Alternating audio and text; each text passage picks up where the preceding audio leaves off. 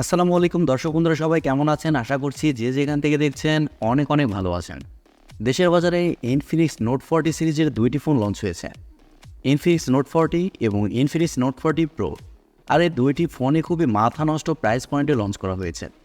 Infinix note 40 এই ফোনটির 8GB RAM 256GB রমের price রাখা হয়েছে 26,999 টাকা, এবং ইনফিনিক্স নোট 40 প্রো এই ফোনটির 8GB র্যাম 256GB রমের প্রাইস রাখা হয়েছে 30,999 টাকা, এবং 12GB র্যাম ভ্যারিয়েন্টের প্রাইস থাকছে 34,999 টাকা। আর আজকের এই ভিডিওতে আমরা ইনফিনিক্স নোট 40 প্রো এই ফোনটি নিয়ে বিস্তারিত আলোচনা করব। ফোনটি গতকালই বাংলাদেশের মার্কেটে লঞ্চ হয়েছে। আর এর আগের ভিডিওতে আমরা ইনফিনিক্স নোট 40 এই ফোনটি নিয়ে বিস্তারিত আলোচনা করেছি। ইনফিনিক্স নোট 40 প্রো এই ফোনটির হাইলাইটেড বিষয় হচ্ছে ফোনে থাকছে কার্ভ ডিসপ্লে, আরও থাকছে ওয়্যারলেস ম্যাক চার্জিংয়ের সুবিধা। সো সব কিছু মিলিয়ে 31,000 টাকা বাজেট সেগমেন্টে এই ফোনটি আসলে কেমন হবে? ফোনটি কি ভ্যালু ফর মানি হবে, না এরকম প্রাইস পয়েন্টে এর থেকেও কোনো বেটার অপশান থাকছে? এই সবগুলো বিষয় নিয়ে আজকের ভিডিওতে কথা বলবো। প্রথমে যদি ফোনটির ডিজাইন এবং বিল্ড কোয়ালিটি নিয়ে কথা বলি, তাহলে ইনফিনিক্স নোট 40 আর ইনফিনিক্স নোট 40 প্রো এই ফোনটির ডিজাইন ল্যাঙ্গুয়েজ কিছুটা আলাদা। এই ফোনে থাকছে কার্ভ ডিসপ্লে, আর ফ্রেমটাও যথেষ্ট কার্ভ। আর ব্যাক সাইডে এই ফোনটিতে ব্যবহার করা হয়েছে 3টি ক্যামেরা সেটআপ, এবং একেবারে নিচের দিকে থাকছে ইনফিনিক্সের ব্র্যান্ডিং। আর ফোনটি আপনারা প্লাস্টিক ভেরিয়েন্টও পাবেন এবং লেদার ভেরিয়েন্টও পাবেন। এই ফোনের থিকনেস করা হয়েছে 8.1 মিলিমিটার এবং ওজন করা হয়েছে 190 গ্রাম। আর এছাড়াও এই ফোনটিতে IP53 ডাস্ট অ্যান্ড স্প্লেস রেসিস্ট্যান্টও পেয়ে যাচ্ছেন, অর্থাৎ এই ফোনটিতে হালকা পানি ছেটা ফোটা এবং ধুলো ময়লা ঢুকছে না। আর পোর্টস অ্যান্ড বাটন হিসেবে ফোনটিতে সব ধরনের পোর্টস অ্যান্ড বাটন পাওয়া গেলেও 3.5 মিলিমিটার হেডফোন জ্যাক এই ফোনটিতে থাকছে না। আর ফোনটি আপনারা দুইটি কালার ভেরিয়েন্টে পেয়ে যাবেন, একটি হচ্ছে ভ্যান্টেজ গ্রিন এবং আরেকটি হচ্ছে টাইটান গোল্ড। আর ফোনটির সামনে আসলে আপনারা পেয়ে যাচ্ছেন একটি ফুল ভিউ ডিসপ্লে, যার উপর অংশে মাঝ বরাবর পাঞ্চলের মাধ্যমে বসানো থাকছে সেলফি ক্যামেরাটি। আর ডিসপ্লেটা যথেষ্ট কার্ভ। তবে ভালো ব্যাপার হচ্ছে এই ফোনে থাকছে ইন ডিসপ্লে ফিঙ্গারপ্রিন্ট সেন্সর, যা খুবই ফাস্ট এবং অ্যাকুরেট।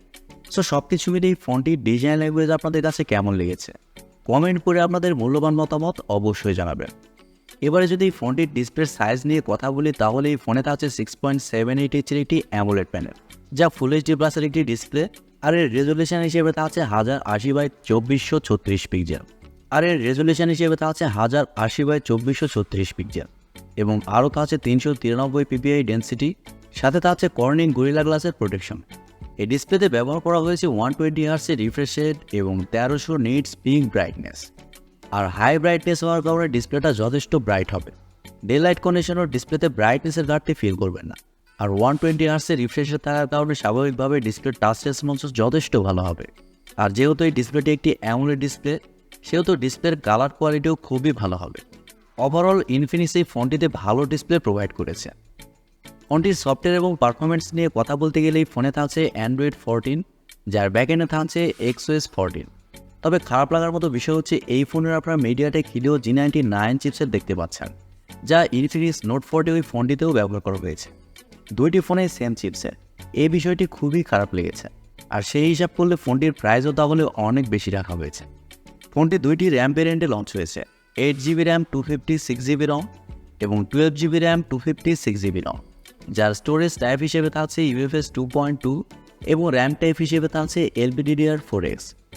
ফোনটির ক্যামেরা সেকশন নিয়ে কথা বলতে গেলে ফোনটির ব্যাক সাইডে থাকছে 3টি ক্যামেরা, যার মেন সেন্সর হিসেবে থাকছে 108 মেগাপিক্সেলের একটি ওয়াইড সেন্সর, যা f1.8 অ্যাপারচার।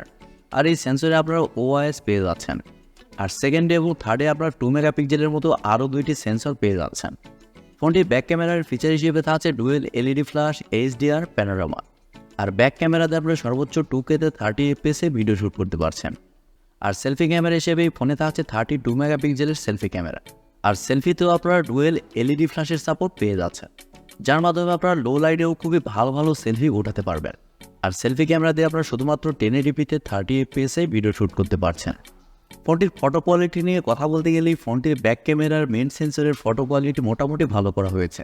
আর যেহেতু এই সেন্সরে OIS-এর সাপোর্ট থাকছে, সেহেতু এই ফোনটির ভিডিও কোয়ালিটিও যথেষ্ট স্টেবল হবে। তবে আমার মনে হয় এই ফোনটিতে একটি আলট্রা ওয়াইড সেন্সর ব্যবহার করা প্রয়োজন ছিল। এই ফোনটির একটি ভালো দিক হচ্ছে এই ফোনে থাকছে stereo speakers tune by JBL। এর কারণে ফোনটির অডিও কোয়ালিটিও খুবই ভালো হবে, এবং আরও আছে ওয়াইফাই, ব্লুটুথ, GPS, NFC-র মতো আরও অনেক ফিচার। ফোনটির ব্যাটারি এবং চার্জার নিয়ে কথা বলতে গেলে এই ফোনে তা আছে 5000 mAh একটি ব্যাটারি এবং চার্জার হিসেবে তা আছে 45 ওয়াটের একটি চার্জার। তবে ভালো ব্যাপার হচ্ছে ফোনটিতে আপনারা 20 ওয়াটের ওয়্যারলেস ম্যাক চার্জের সাপোর্টও পেয়ে যাচ্ছেন এবং আরও থাকছে রিভার্স ওয়্যারলেস চার্জিংয়ের সাপোর্ট, যা অবশ্যই ফোনটির একটি প্লাস পয়েন্ট। এবারে কথা হচ্ছে 31,000 টাকা বাজেট সেগমেন্টে এই ফোনটি আসলে কেমন হবে। দর্শক বন্ধুরা, প্রথমত এই ফোনটির ডিসপ্লেটা কার্ভ ডিসপ্লে, আর দ্বিতীয়ত এই ফোনটির ডিজাইনটাও যথেষ্ট সুন্দর করা হয়েছে, একেবারে প্রিমিয়াম ক্যাটাগরি বলতে পারেন। তবে এই ফোনটির চিপসেট একটু দুর্বল হয়েছে। প্রো এবং নন প্রো দুইটি ফোনে সেম চিপসেট, এই বিষয়টি খুবই খারাপ লেগেছে। তাছাড়া এই ফোনটির সব কিছুই ঠিকঠাক, তবে ফোনটিতে যদি একটি ভালো চিপসেট ব্যবহার করা হতো তাহলে খুবই ভালো হতো। আশা করি আমার কথাগুলো আপনারা বুঝতে পেরেছেন।